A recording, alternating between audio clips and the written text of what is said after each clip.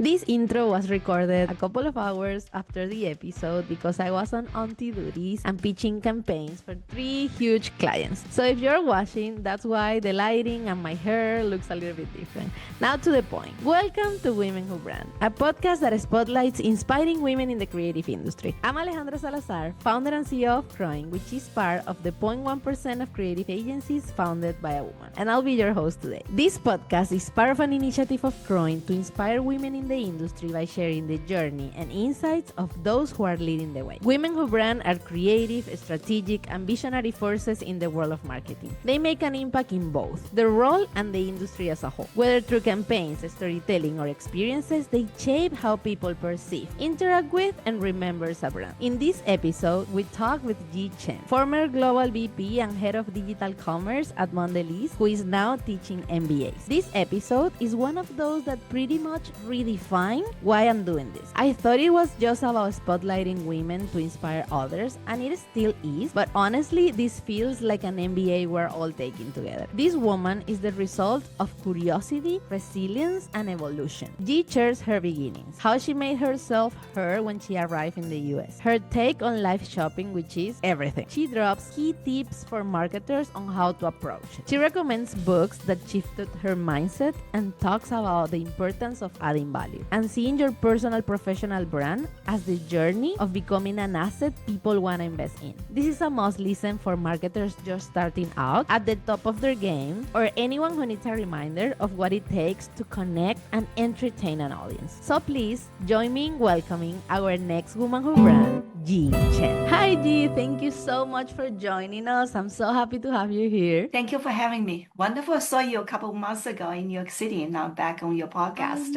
I know. Thank you for saying yes. I was so inspired by listening to you. For those who don't know, Jie Cheng is the former global VP and head of digital commerce at Mondelēz, and now she's teaching MBA. I met Jie earlier this year at an event organized by the American Marketing Association where she was a speaker. The event was about inclusive leadership in the age of AI, and during your talk, you said something that really stuck to me. I actually posted about it, which is soft are the new hard skills. Because it's true, right? Especially with AI, it is just an opportunity to really bring that makes us human to the table. And you also encourage attendees to think of themselves like a long-term investment, constantly building value over time, which from your career is what you did. So I absolutely love your perspective. After hearing you talk, I felt that, having you as a guest on this podcast will bring so much value to our community, because our community is not only people that is pursuing careers, like starting, but mostly CMOs, senior directors, people that are already there in high positions, but they are looking for more to understand what's next and how to use their power in a way to create a great impact. So let's get started. You've worked at major companies like Mondelēz, Philips, Campbell, Hershey, Danone, always in the digital world, right? What led you to pursue a career in marketing and digital specifically? Wonderful question. I always get that question, by the way.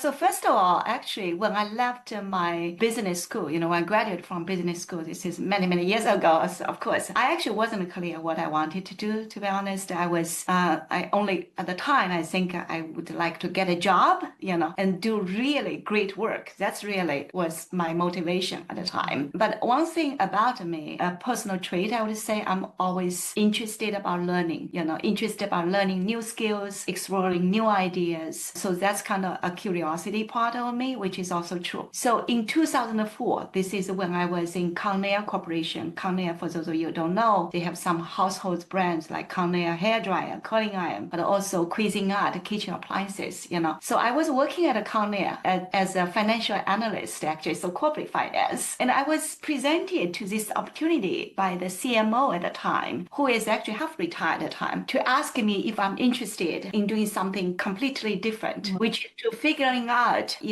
driving the awareness of Conair brands online, but also hopefully can sell them some hairdryers online as well. So figuring out that, right? Wow. So at that time, remember 2004 is a year that I would say Amazon was still pretty much a bookseller, before Facebook, before YouTube era. everything. I initially turned him down basically because I thought this is a technical role. I don't know how to code the website, for example, right? And what he said to me is, listen, there's not many people in the market for me to hire because this is a new skill set, actually. But in the meantime, you have this curiosity, and you are also interested in stretching yourself. This is a stretch opportunity, and you can always learn by doing. That kind of stuck with me. Honestly, that's kind of the mantra I took, learn by doing. In the subsequent years, I literally took that and learned and doing a lot of things, being very scrappy. For example, I would run the search marketing on Google, a lot of hands-on experience, right? Sending email about email marketing. Wow. And then when Facebook and YouTube took off, Conair was one of those first companies. We kind of created a Facebook page to connect with fans, or create like the how-to video, how to use curling iron on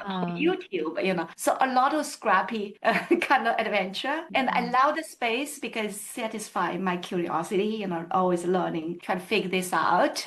Then that kind of serves me well, set a foundation. Then later I moved on to either Danone or Hershey, Campbell Soup, and Philips, now the most recent one, Mondelēz, right? And that kind of, I keep this combination of figure something out about innovation. Then also you need to work with all cross-functional teams, right? This leadership you need in the job as well. But also being very strategic, how to grow the business. That kind of the combination of this is always keep me excited and see being in this space, and continue to grow and learn. Wow, such an amazing journey. And it's true that with all these new technologies, especially now with the rise of AI, if you want to hire someone with experience, you can, because like where will I have this experience? And then you go to those skills like curiosity, ambition, maybe you want to move forward and stretch yourself. And those are the skills that might allow you to actually face these new realities and take the lead. So it's super interesting. In my case, we started as a social media agency, and at the time it was when pretty much Facebook was,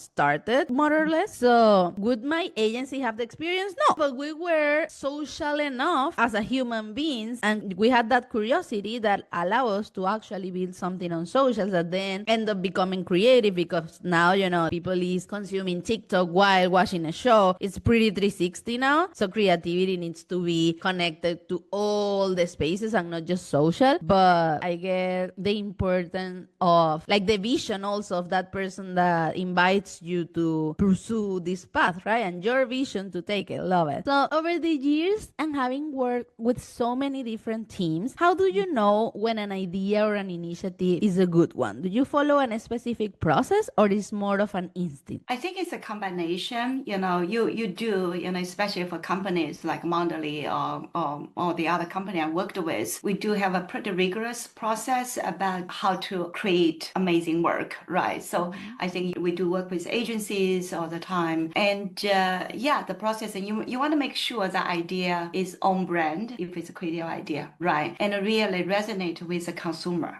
So that process is pretty rigorous for that idea. But of course, there's also an intuition piece, when a good idea really connects, resonates, usually the team would get excited about that. And usually you will know that is potentially is a winner. You still go through some testing, but usually that intuition is also important. Let me give you an actual example. I think this was many years ago when I was Danone.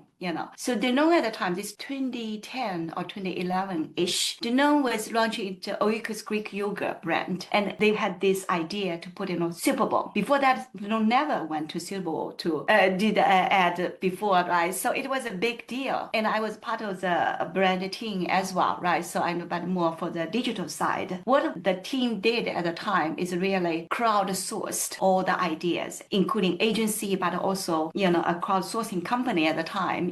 We vetted there's probably 100 ideas submitted, over 100 ideas submitted. But there's this idea of headbutting because the couple fighting for the delicious Oikos Greek yogurt have kind of just got everybody's excitement. It's almost, you know, you narrow down, but then this amazing, interesting idea that everybody got excited, right? I think that there's a intuition for sure, but the process, of course, it's process, you know. So I think that's kind of, and that because Greek yoga campaign Super Bowl ad which was started by John Stamos, pretty popular TV show actor at the time, you know, was very successful and made it one, such an amazing experience. Love it. So Jie, across your career, you have roles, like you held roles where I guess your ideas could influence many within your team, right? But how have you ensured that your voice and creative ideas were heard, especially in regulated industries like the ones that you have worked? Yeah, I think step one, you need to be comfortable with speaking up at you know, a group setting, right? And honestly, I wasn't always comfortable with that in my early days, especially when I was in US. You know, I always doubted my English is not good enough, and I've been there, my love. Yeah, hold me back quite a bit, right? So I was not always feeling comfortable, so I pushed myself, honestly, at one point, right? So I told myself each time at this meeting or forum where I'm there, I want to make sure at least one contribution and speak up at least once. So those are kind of a push, a little bit push, you know, so make sure you have a voice first, right? So, and that takes a little bit of personal courage as well, you know, and then later, of course, you get more and more comfortable with that practice. That is one. The other thing is, it is about, I do believe in the trust and collaboration. Your relationship building is essential to get your voice heard as well. You know, genuine conversations, right? For example, when I joined Mondelēz, it was a peak of pandemic. You know, I literally didn't see a soul in person, you know, for the first year, the full year in 2020, all the way through 21, right? So what I did in my early time when I was at Mondelēz, I scheduled one-on-one conversation to meet everybody, you know, all the way from the practitioners on the ground. And remember, I had a global role, right? So a lot of time is different time zone as well. And all the way to the EU president. So I did a lot of one-on-one, just got to know the business, got to know everybody. That kind of genuine conversation, just try to understand, try to set, you know the business, help me to build a lot of very good relationship. And later on, you know, allow me to be more kind of convincing in a lot of conversation as well. Of course, you always need hard data, rationale, strong rationale when you propose something. And when you gain the influence, gain the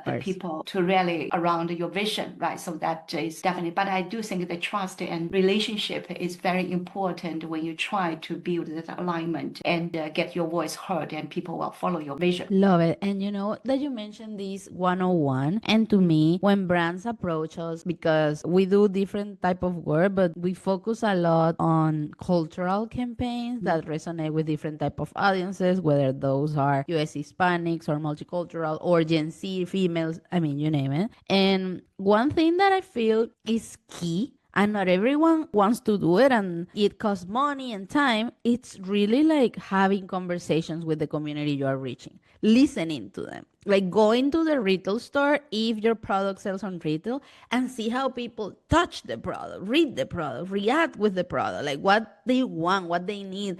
Stop assuming, because I wouldn't say it's easy, but we tend to assume based on what we know and our reality. And let's say in your case with your role, if you were in that role, it's because you know about the role and you can handle, because you were given the role because of your experience. And that didn't stop you to go one-on-one with everyone to understand them so you can do better your job. And I think that time that you dedicate to talk to people, to talk to your audience, in that case, your team members, makes the whole difference when then you want to approach them. Because I guess, like, how many meetings did you have at the time? Like, you know, it's a lot of time, and time is money. But then that, I guess, it helped you a lot when building relationships, with growing with the team. So yeah, time is money, but it's also, in my opinion, the only way to get things to actually resonate with people. Absolutely. I think you need, so basically making sure, you know,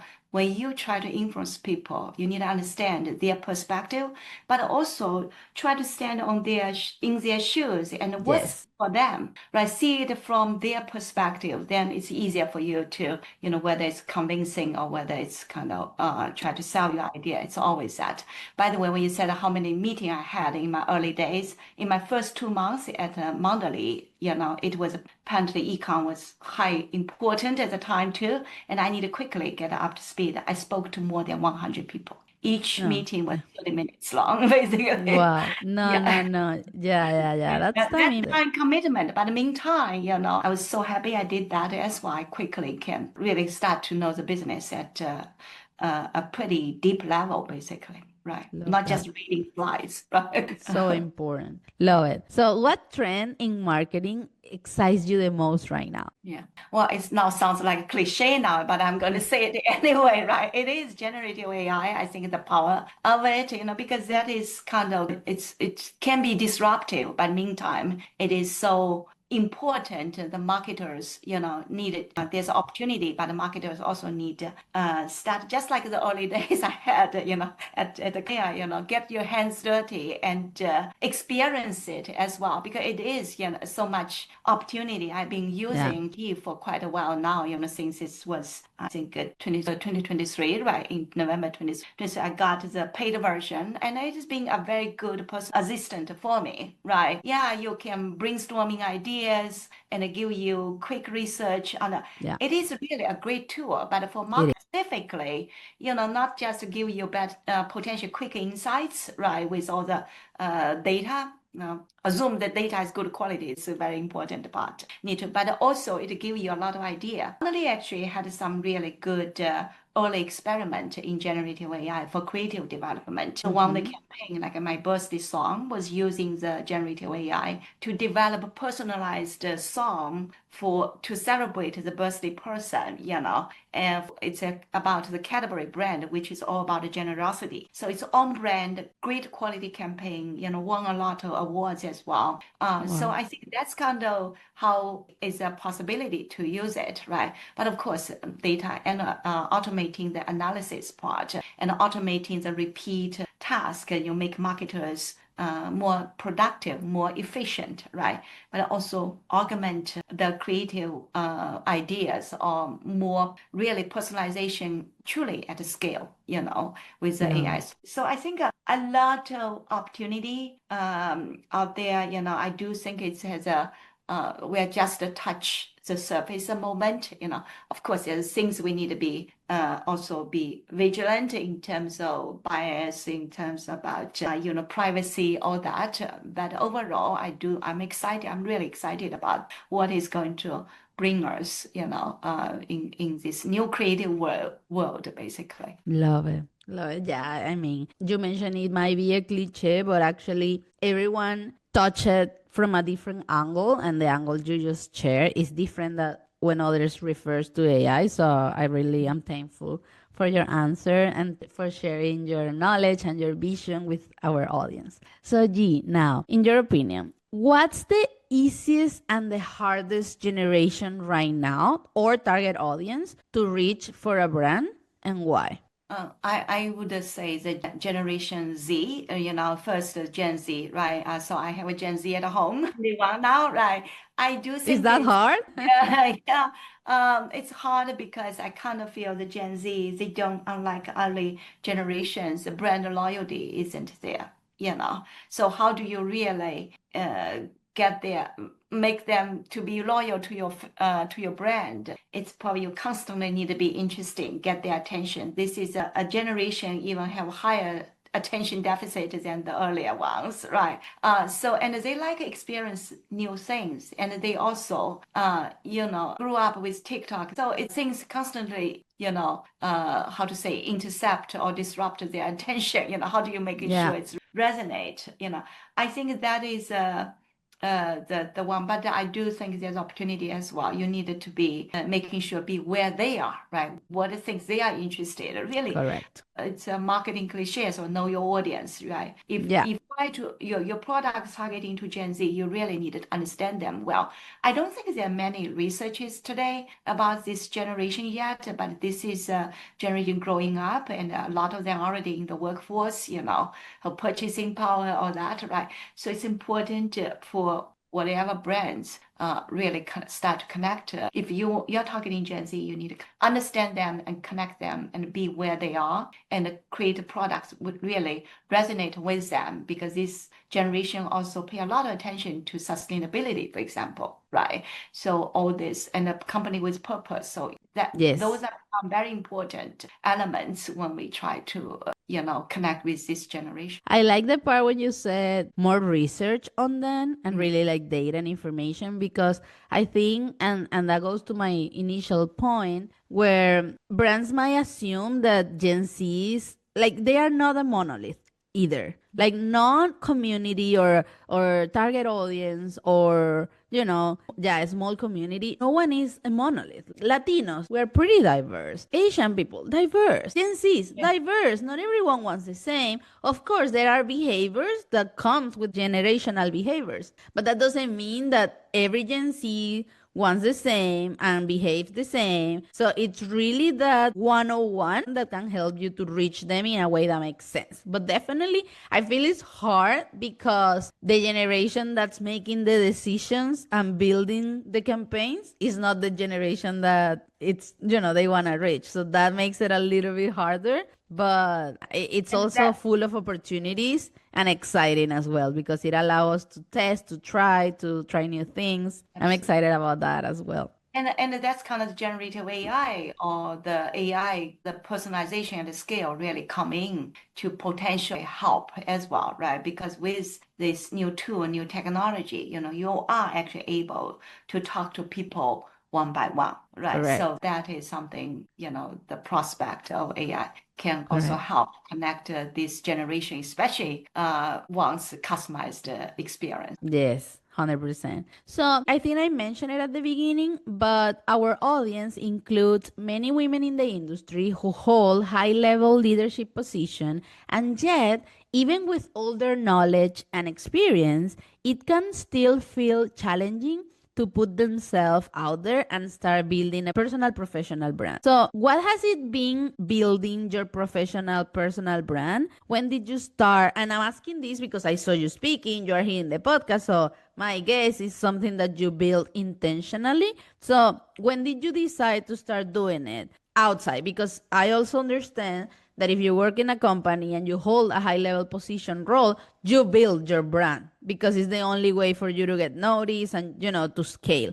But outside, when did you decide to start doing it? What helped you to take the first step? And what's something already amazing that has happened so far to you because you start building this brand? I think this kind of come to, there's this quote from Christiana Shi, who was a former Nike president, and she wrote a book called Career Forward, and I also been fortunate to have a lot of opportunity to talk to her as well, because she used to sit at the Mondelēz board of directors. She had this quote called, treat yourself as like a growth stock, like a stock that people are willing to invest in, right? As a stock, you need to making sure be intentional, basically about stretch yourself, taking such ideas. So personally, I think for me, being out there to speak in public is something, especially the early years, right? A couple of years ago when I first time did that, it was a stretch for me, do something you actually never did before. So I was invited in some, in the e-commerce or digital marketing, some of the platforms. The first opportunity was presented to me, probably I was very nervous to do that. And I put a lot of self-doubts as well. But later, as you continue to do that, you get more confident in your ability to deliver impactful either speech or conversation, right? So that is a practice. But in the meantime, you also, the mindset is kind of start to change as well. Because at first, if you think I'm a shy person, I don't think I can do that. You kind of frame yourself in a way that is not very helpful, actually. Instead, as I want to grow myself as a leader, I also need to do this.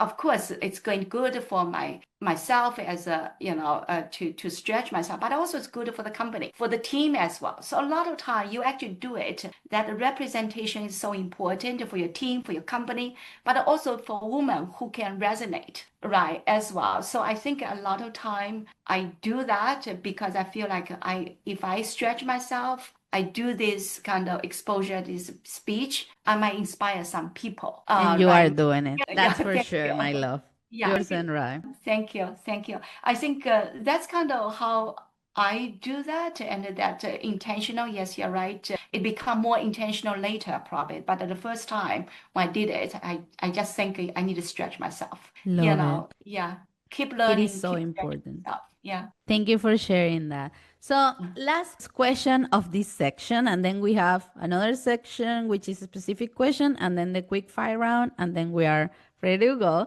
But the last question of this section is, if you were a brand, what would be your personal slogan and brand colors? I will use the one I actually put on the LinkedIn as my banner as well. It's a quote from, I think it's from Albert Einstein. That's kind of what I got from the website when I look at who said that. So let's say to attribute to Albert Einstein. He said basically, strive to be of value. So it resonates with me. I think it's basically emphasize, always have a positive impact in whatever you do. So so people always say, make sure you put something in a better place than when you found it. It's the same idea, right? So strive to add value to the process to have a positive impact instead of success, because success can vary person by person. Your definition of success or something might be very different from mine or vice versa, right? But if you always try to add value, eventually make something take something in a better place. So that's kind of, I think I try to do, whatever I do, I'm trying to add a little bit of positive impact in what I do. Congrats on that. And colors, brand colors? Oh, brand color. I like blue, Yeah. blue, light blue, because for blue for me, I would say stands for innovation. I always feel like blue stands, and also progress, blue stands for innovation, progress. That's kind of my view, color. Love it. Yeah. Love it. I'm So wearing for a this dark blue. This is not black, by the way. It's a dark blue suit. yeah. For this specific question, which is, what is your advice for brands about live streaming, which is already very established in Asia, but it's just starting to be used and consumed in the US? So I'm wondering, what's your take on it? What do you think brands should be doing in terms of live streaming and like live shopping as well, like live streaming with shopping, because it's like the evolution in a way of e-commerce, and you know about it. So I'm really curious because, again, some brands are doing it, but some others are not even on socials yet. So I guess live shopping in streaming is like, way further, but it's there. So I want to know about your take, your advice. How do you see it, and anything you want to share? Absolutely. So there's a couple things, there are a couple points I want to make. First of all, I do think live streaming or be on TikTok or, let's forget about selling a little bit, just, Okay. on these platforms or either Instagram or Pinterest, TikTok, so all these social kind of platform. I do think it's important because that's kind of, I mentioned earlier, be where the people are. If, for example, Correct. especially if you want to connect with younger generation, millennial, especially Gen Z, or Alpha, even right in the future, you got to be visible on this platform, Correct. right? So visibility is one thing. It's very important before you talk about the selling part. The second part I want to say is it is cultural driven as well. It has a cultural element. Some countries like China, Southeast Asia, live streaming is booming over there because people are just more embracive about embracing this platform more, and there's some culture aspect of that as well. So sure, they like that platform and they want to, and they feel comfortable also to buying from the influencers, So there's a culture aspect as well. US, as a matter of fact, USA would be the first one to have that. It's just different platform. Think about QVC, think about Yes. home shopping, Yes. right? That it was live streaming on TV, basically, right? It's an odd Yes. hour. Usually, they have this long form in the midnight, probably, a certain audience. It was not kind of, the concept is not new. It's just the platform is different, right? So Yes. I do think it's on the other, so that's kind of, I do think that there's case over there. But will US consumers the same as Chinese consumer or Southeast Asian? Of course not. It's different, right? And so keep that in mind. And the third part I want to say is brand by brand, category by category is very different as well. live streaming definitely makes sense for fashion, for beauty products, it's people are very glued, I would say, into those platforms. They want to learn. It's almost makes sense, right? But for brands, probably some other everyday product, maybe less so, However, the brand can make this the turnaround a little different by really interesting content. So at the Correct. end, live streaming needs to be super interesting. The content need to be interesting. People willing to watch, and also they need to be engaging, So have a lot interesting content, interesting product, and have the talkability, have a good story to tell, right? And even create opportunity for people to engage with, right? For example, a lot of live streaming I saw, especially I know in China, it's really when the influencers live streaming their products, you can see the screen, right? I don't know what they call that. The screen, people are typing in comments. So it's live time commenting. Exactly. And you see it also on Instagram. Like when you are Yeah. doing a live, you see the comments like real life. Yeah, the real-time comments and make it more exciting, like interesting, right? And for Mondelēz, for example, one of the brand that has done quite a lot of live streaming, especially in China, is Oreo. The type of products that either it's an interesting content, right? Something it's not everyday Oreo, it's really a live streaming kind of friendly content, right? Of course. The Of special course. pack or interesting, and they collaborate with influencers. So be part of the brand becomes this part of the conversation, right? With influencers, the influencer can be, have a different topic, but naturally bring in the brand, and the brand becomes part of the content, like a recipe or cooking something, right? Yes. But also sometimes it's a flash sale, right? You make a really good deal only available on live streaming. So a few different way to approach that if you are not in those fashion or or beauty brand, right? Brands other if you have brand, you have strong equity and you have interesting content, I do think you can still crack it. Is that Love how? it. Oh my God. I'm so excited. When I listen to you, I'm thinking like, because I started this podcast to really bring more women voices out there, because I want to make sure I say my agency is part of the 0.1% of creative agencies founded by a woman. And I say it as a selling point, but it doesn't make me as happy, right? And that's why I have like this podcast, because I want more women out there taking leadership positions, building their personal and professional brands, and yeah, like making the industry more equal. But it's been for me in this side I feel I'm doing an MBA here, because it's like I'm learning so much, and but you made me realize that, because it's just, I've been wanting to ask this. And when you mentioned QVC, we've been working with a QVC start lately that's, I wouldn't say struggling, but really trying to crack social media. And when we saw all their trajectory on QVC, we were like, you have everything. You have everything you need to be on social. You know how to entertain, you know how to sell. Yes, another generation, but the key elements are there. And you have the product, you have everything, right? So for me, has been like, why people say that live shopping in streaming is just so new when we have QVC. And when you say it and you are leading in the industry, I'm like, yes, I agree. But then the way you narrow it down and all the key elements to consider, it's gold. So I'm really grateful for you to share your expertise, your vision, and your knowledge. It's been such an amazing conversation, and I'm super thankful for you to being here, honestly. So now, my love, let's move to the next part, which is a quick fire round. I will ask you a couple of questions, and you just say whatever comes to your mind. It's pretty fast, pretty easy. Are you ready? Yeah, sure. Okay. So, commercial spot or social media? Social media. Awesome. Who creates the company? The people, like the audience, or the team? The people. Love it. The people. You need to have the audience first, right? Love it. Yes. So, what's your favorite digital platform? Well, I personally use LinkedIn the most, right? Same. Yeah, you said personal. Yes. One word to describe digital commerce in 2025. Disruption. Love it. Teaching or learning? What energizes you more? Learning. I learned. Yeah. Love it. Thank you so much. This is it.